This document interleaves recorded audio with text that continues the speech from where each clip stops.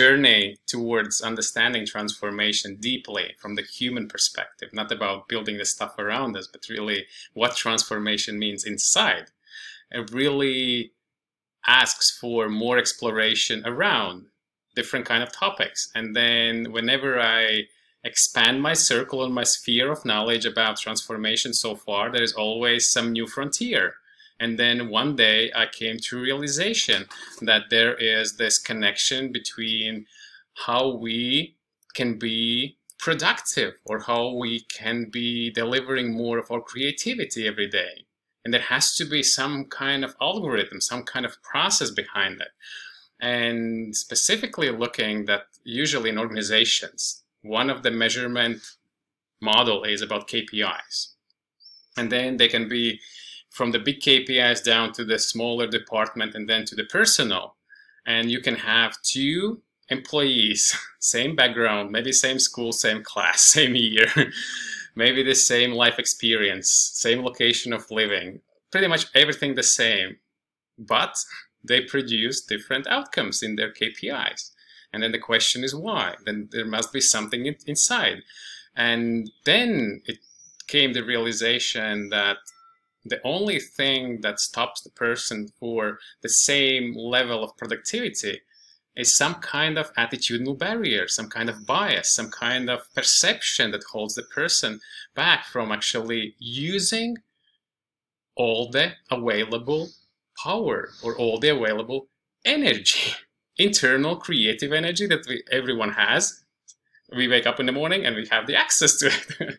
And then all of the materials, but assuming that two people in the same department have access to the same network, printers, computers, and all that stuff, again, it comes down to only personal factors. And therefore, as having my computer science background, I realized also computer programs, we can look at the machine learning or artificial intelligence, their performance depends on their algorithms. How efficient are the algorithms converting incoming information to the outcoming information? And the same I just apply to us, to human beings. So if there is this constant everyday work that comes to the table of the person, and then there is an output at the end of the day. So the person becomes to some degree as the energy converter. And the other thing here about the energy conversion, the big reminder came from the basic law of energy conservation.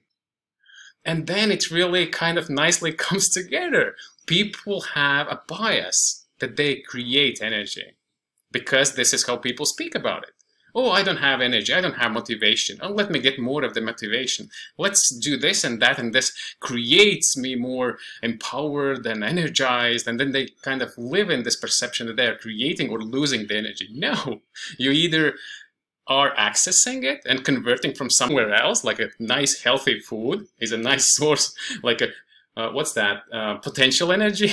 Then you supply to your mega system of your body that would generate these creative ideas by delivering sugar and oxygen to your brain cells and neurotransmitters. So that's another area, so neurosciences, and I look forward that scientists will be getting more and more understanding how the whole neurocircuitry works and how that could be combined to our decisions, and how possibly we would be able to improve our energy conversion algorithms based on this understanding how the energy is consumed by the neurocircuits. Imagine you could have one specific neurocircuit developed for your performance at work. And it might be neighboring with other circuits there, and those others would be actually distractful, but also very habitual. For example, you at your workplace, you drink, I don't know, 8 coffees a day. And they are like next so close because this is your daily experience, and the brain doesn't see outside. The brain just receives your signals and your behaviors, and therefore it locates next to each other, these circuits, because this is what your habits are telling to the brain to perform. At work, coffee, at work, coffee, at work, coffee. And at the same time, we know that maybe too much coffee is distractful, or too much dependency on the coffee is distractful, which could be the people sit in a meeting after lunch and they forgot their coffee. What happens? the brain goes crazy because there is no coffee. And it's not that brain is going crazy, people consciously going crazy because they blame themselves. How could I forget to bring my coffee to my meeting and completely disconnect from the meeting? And that ruins the performance. And at the end of the day, that person is, ooh. So this is how, on a very simple observation, that we could imagine people have some inner created barriers or obstacles, and to some degree they have become blind because they say, this is my personality. Wrong. It's not your personality, it's your created personality. And your maintained personality, your mask. So this is another thing that I recently told to the HR people.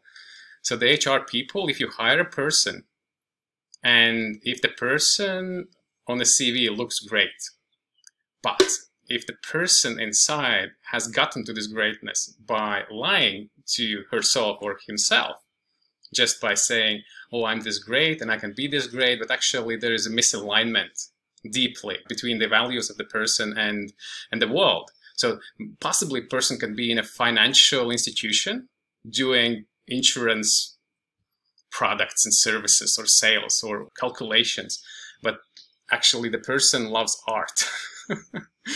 And does the art at the free time and maybe traveling, and then that's kind of a mismatch. But then, because of our ability to adapt, our ability to learn, the person can get a very high degree and very different certificates in the finance and be very well respected in the society. But still the mismatch is lingering on.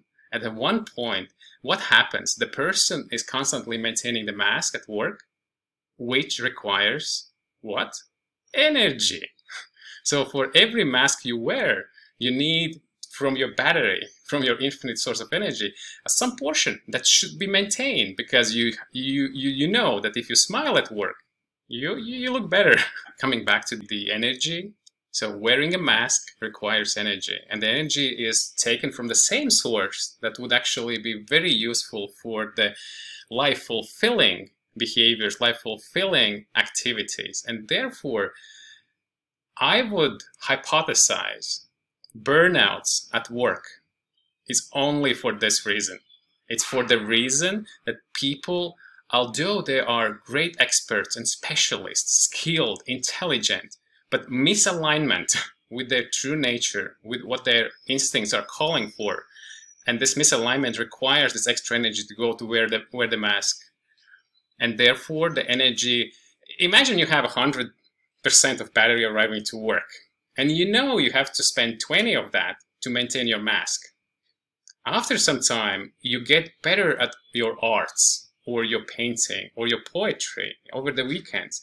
And then your misalignment gets bigger because you have been performing for spectators and they were applauding to you for your poetry.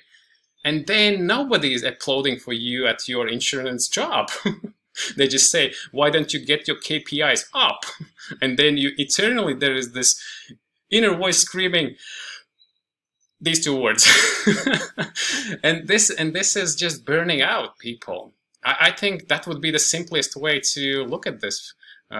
Like people say, oh, people burn out. This is the reason why.